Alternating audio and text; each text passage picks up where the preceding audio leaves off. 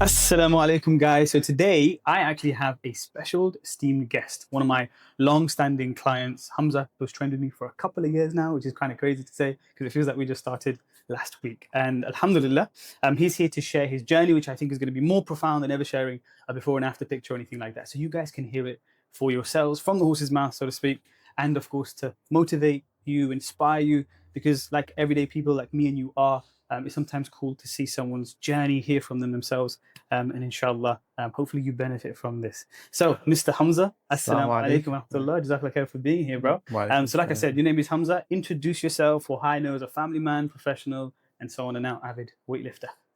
Yeah, avid weightlifter. Alhamdulillah. Like you said, father of three boys under the age of 5. Mm. So yeah, keep me busy. Mm. One of the reasons why I need to be in the gym so I can keep up with them. Literally.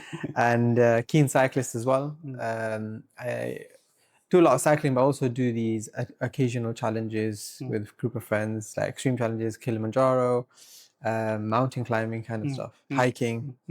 So yeah, try and keep active. Yeah. And profession, pharmacist, like you said, we've discussed it quite a lot about long-term health conditions. Yeah. That's in my role primarily involves helping patients manage their long-term health conditions, blood pressure, diabetes. And we've had loads of chats about absolutely. I love those chats. how Exactly. I deal with the same on the ground, and I think you do as well. yeah, it's all interlinked, isn't it? Literally, all of that is interlinked. Okay, so let's start from the start. Okay, from the beginning. So I remember when we first spoke a couple of years ago now, kind of in the position you were in, and kind of why you reached out. I just want to ask, like, when we did or before we started, how was life for you from a health perspective? I'm talking physical. I'm talking obviously your injuries that you had. You picked up quite a few. And just how you felt about yourself and in yourself around that period of time before you reached out to me. So before I reached out to you, I was always cycling. I've been cycling for at least 4 or 5 years now. So before I reached out to you, I was actually because of an injury I had, a couple of injuries. So in 2022, I think, can't remember off the top of my head, I had an injury where I went flying off the bike and I fractured my collarbone and a few of my spinal they're called vertebral body bones on the upper spine, upper back. Luckily, alhamdulillah, there was no surgery. As you know, got away pretty unscathed, alhamdulillah. But there was pain there because I didn't focus on rehab. And that was one of my biggest regrets. But alhamdulillah, working with you has helped with that. So that's when I first reached out to you, because I used to be in a desk job. I used to work in catering at the time, so I was commuting quite a lot. It was a very rat race kind of lifestyle I had at the time, because I was waking up early, commuting, finishing late sometimes, commuting back, and then just bed. So initially I reached out to you because of the back injury, and on a desk I was having issues with back pain. Standing desk didn't really help, and I knew straight away when we spoke initially that the problem was I didn't rehab it properly. I think this is a common thing with most dudes though, post injury. It's like and I would say that is a pretty bad injury when you say T1 to T4. I think you fractured or something like that.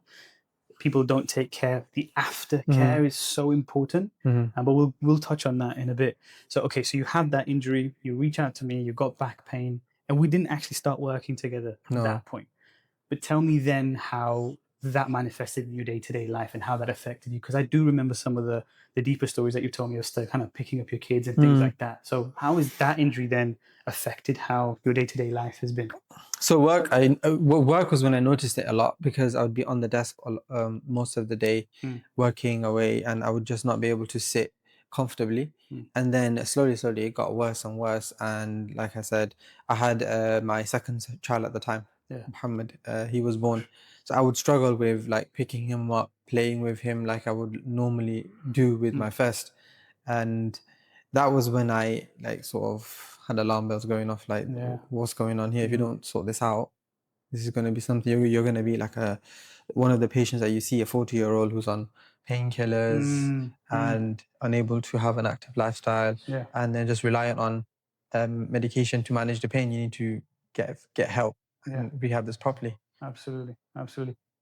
is that a scary feeling to feel like that's where you're headed when you're sitting from this position as a 20-something-year-old at the time?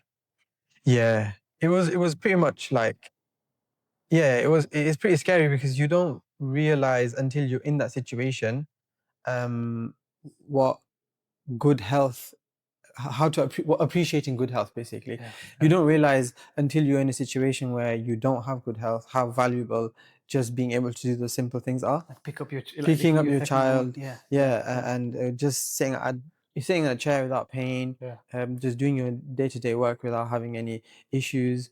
I think we take that for granted. Good health, isn't it? They say everything in life, really. Yeah.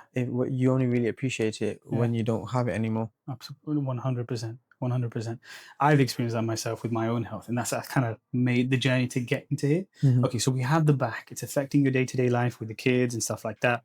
And then your knees were a big issue as well. Being that you're an avid cyclist, that was also a big part of the second time round where we got in touch and we did start to work together. Yeah, it was both together, isn't it, when I reached out to you? Yeah, because I remember I had the knee pain just come up randomly. I was doing a lot of cycling at the time. I did Paris to Geneva. Wow. And I think the pain came on before that. So even that, I was like, that's going to be in jeopardy if I don't sort that out. But luckily I had some help from a physiotherapist at work. He would give me these resistance band exercises, and I'd do them ad hoc. It wasn't really consistent as I would have liked, but it did helping to like focus on lower body strength, because of all the cycling I was doing. I think my muscles weren't conditioned to just keep up. Absolutely. So glute work, quad work. So alhamdulillah, that was really good. And obviously we discussed the exercises that I did, and that kind of, we've just from then we've just taken it to the next level and just focused on improving. Okay, so we've got the knee issues, the back issues. We know it's affecting your day-to-day life.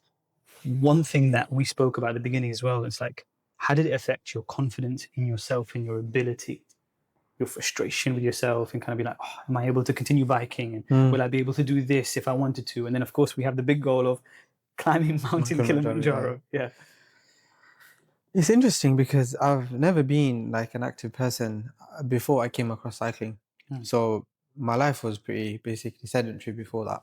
So when I did have the injury, I was like, okay, if I don't get this fixed, I'm not going to be able to cycle, or I'm going to have to give cycling a big break. Yeah. And when you have something that becomes your kind of mental escape, and you realize that you're going to have to give it up potentially, or if you don't sort this out, then it is quite scary. Especially because there wasn't really anything else I enjoyed. I'm not really keen on football or running. Which we established recently.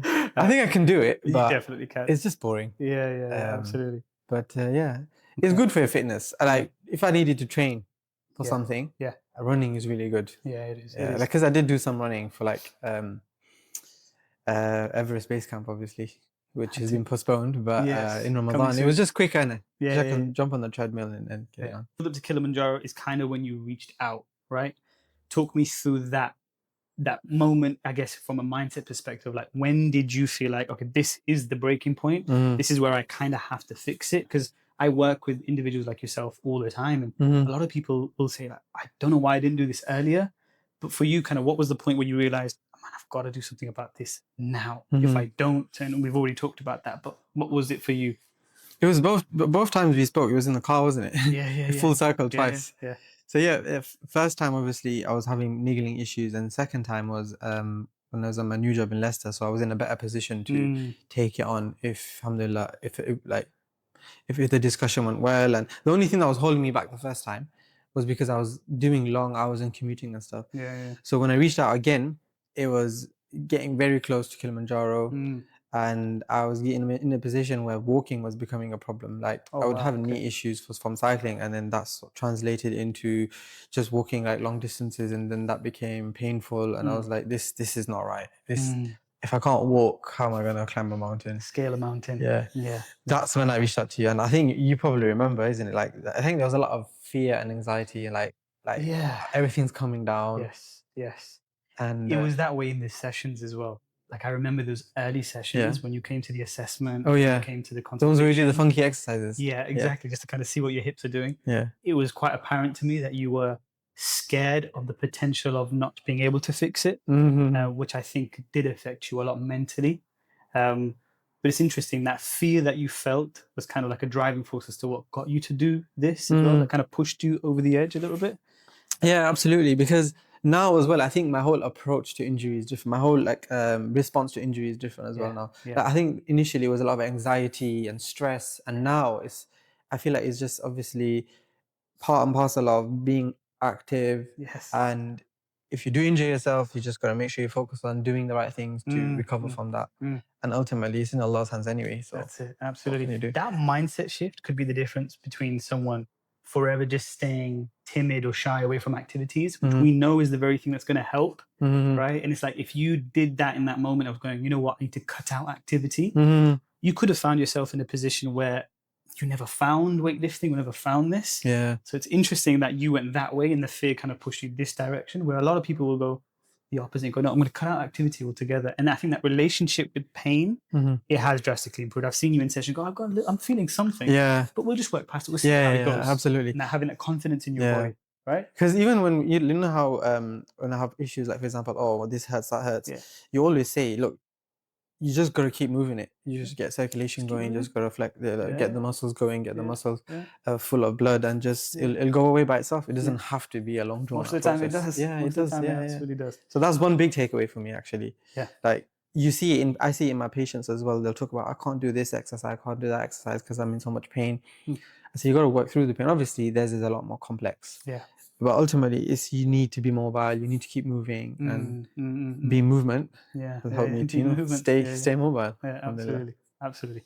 Okay, so talk me through then, before your weightlifting started with myself, strength training, what had you tried up until that point for the knee pain that didn't work as well as you thought it would? So I reached out to everyone, really. I did the University of Leicester did the physio. I think that was afterwards, but that didn't work. I reached out to friends in my cycling community, so brothers on bikes. There's a lot of brothers in there, professionals as well. And one of the brothers, he very kindly gave me a free consult. He gave me some exercises to do at home. And the physiotherapist that was working within Kettering, he gave me a lot of exercises as well. So it was a lot of home exercises. Home exercises. I tried avoiding the gym for as long as I could. I think by the time I got to you, I was like, you got no choice. I just accepted that I have to get in the gym. Why did you avoid the gym? What was the thought process behind that? Like, what was the... I don't know. I think it's just feeling overwhelmed, isn't it, about being in a new environment that you have literally no idea, no understanding of how to use different equipment. And I think also, like, everyone has this initially coming in, I guess, that, I'm new in the gym, people are going to judge me. And obviously going through that situation, when you're in the gym, no one cares. Like, I've been gymming, working out with you for 2 years now. We just do our workout and just get out. I don't even notice the newbies. So if you're scared of joining the gym, don't let it stop you. Don't let it stop. Gym anxiety is what people refer to as, right? It's like, you're afraid to step into something that might be good for you. And that fear kind of holds you back from doing it. But it's cool that kind of, again, is something that you got over time. Okay, so you joined B Movement. We start the journey, the process of kind of joining and becoming a member and becoming a live client. How did you find that, the initial consultation, the assessment, and the process, kind of that initial phase? How did you find that? And to your surprise, anything that stood out to you? I think I knew you in passing from before, right? We did basketball together. A few times. Yeah, a couple of times. Yeah. Shit. Yeah. So it wasn't too bad. There was a lot of writing though. A lot of writing. So that was one thing, but it's needed, isn't it? You can't just give someone the advice that you give and comprehensive advice with very little information. So you would ask about lifestyle, food, the initial consult form, like goals, where do you want to see yourself in 3 to 6 months? And that was good. It was good. It opened up my eyes as well to things that I hadn't really sat down and thought about, like my relationship with stress, and how food relates to that as well. Sleep, my relationship with sleep. Trying to basically make sure, now I obviously try and get as much sleep as I can. Realizing that it's a big part of being active and recovery and reducing stress. No, in that information gathering process is honestly for me to kind of see what your lifestyle is about. And prior to you joining, like, what would you? I mean, you're a dad of 3 boys under 5, so that's going to be busy. You're definitely stressed. You've got not only a job, but there's the side stuff that you're doing, and you're climbing mountains and you're biking. To be able to manage all of that, I think that's kind of where we would shift. We had to shift your kind of mindset from. How would you say you were doing that before you started? Because you wouldn't have ever paid attention to things like sleep and nutrition and things like that. So how are you feeling in that time where you were doing all of these things, but barely getting by in all of those areas from an energy standpoint? And how were you feeling day to day most days? I think the biggest thing is I sleep a lot more. Well, not a lot more, but a lot better. Like quality of sleep is a lot better because I make sure I get the minimum hours that I need to, and also I'm avoiding things that disrupt my sleep towards the end of the day. So screen time is come down to 0 pretty much. Like watching shows and stuff before bed hardly ever happens now. Hardly get time for it anyway. But I make an active effort not to do that. I think it's difficult because the job, what do you call it? Work-life balance was different then as well. And alhamdulillah, I'm in a very, very good situation now where I work very close to home. Makes a big difference. A massive difference because you save at least 2-3 hours a day. 2-3 hours a day, you can actually fit an hour of sleep in there, an hour of a workout in there with your kids, and just get home half an hour early. So much better from that sense. And I think that ultimately helped with the stress because you're not traveling, you're not waking up early, going to work really early, getting stuck in traffic on the way back. Nutrition wise, very gain weight, not your usual. People come to me to lose fat, body weight, feel unhealthy. Yours was to gain weight, energy, confidence, not be and the then skinny recover person. from injuries. Exactly. Yeah, nutrition also, like I think I mentioned it to you before, like we've changed our entire household. The way we eat, the way we see food is very different now. So we focus on like protein, not just because of muscle growth and gains, but because of the way it helps with feeling full, satiety. And I have a very bad snacking habit, so protein is the solution to that. You make sure you have nutritious breakfast, nutritious lunch, dinner. You probably will find very little sort of in between times that you feel the need to snack. I do notice that 100% when I have a solid breakfast. If I'm eating a very good, healthy fats, a lot of protein, I don't feel the need to snack, and I'm not getting those food cravings just before lunch. So my relationship with food and our understanding of food is a lot better. Okay, so I was actually looking at your consultation form. I went back to it, and there's something that made me laugh in the form. Or your family or they make fun of you or poke fun of you that you've got a dad belly, and that one of your goals was actually to get rid of that. Now that's alongside a few other goals. But with your expectations and what you'd wanted to achieve with kind of like coming to be movement and working with myself, did we hit the goal of you getting rid of your dad belly? Yeah, I don't think it ever existed. They were just taking the mick out of me.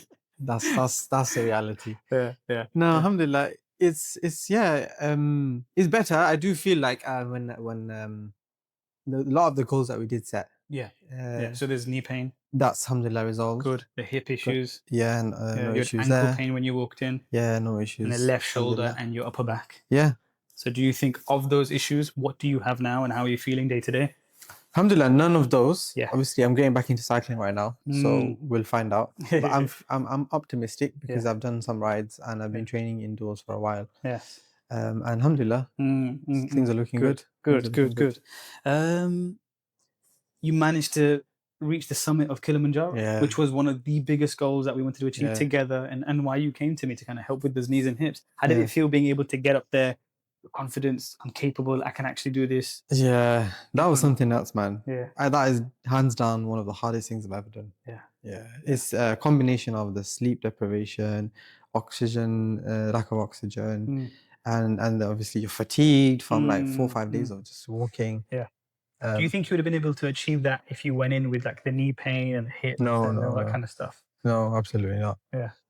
No, because it's tough. It's tough, and it's you're summiting a mountain, and it's not like a lot of other treks where you're going up and down rolling hills. You're actually summiting. So on day 4 or 5, whichever day it was, you're actually at base camp, and then you actually summit up, go up the mountain to the peak, around 5,400 meters, and then you're coming back down. And because it's a volcano, Kilimanjaro, you have very, very steep ascents, and you have an ash pit.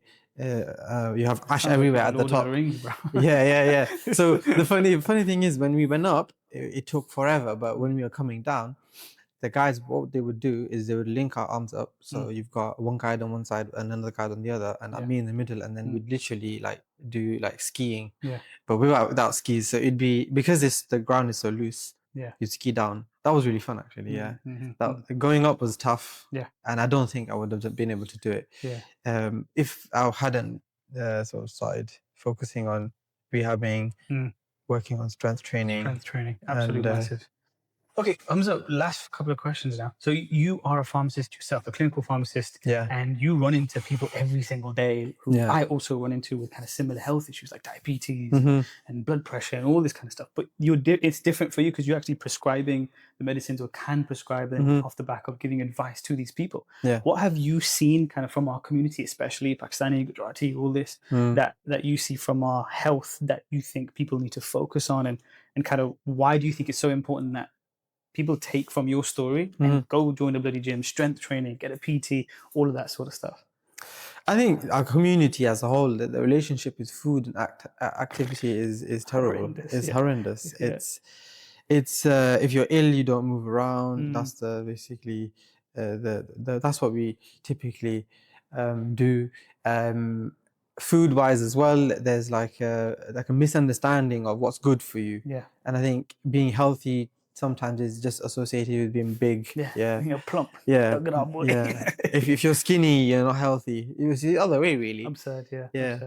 And because of that relationship with food, and at work as well, we have seminars where they teach us about diabetes, and our community in Leicester is predominantly Asian. So you hear the statistics, and it's crazy. It's crazy how prevalent it is, and it's the diabetes is a lifestyle driven condition. Obviously you can be predisposed to it, but ultimately if you are not making the right food choices and lifestyle choices, you will get diabetes. And it's because of those decisions. It's not because your family had it or your dad had it.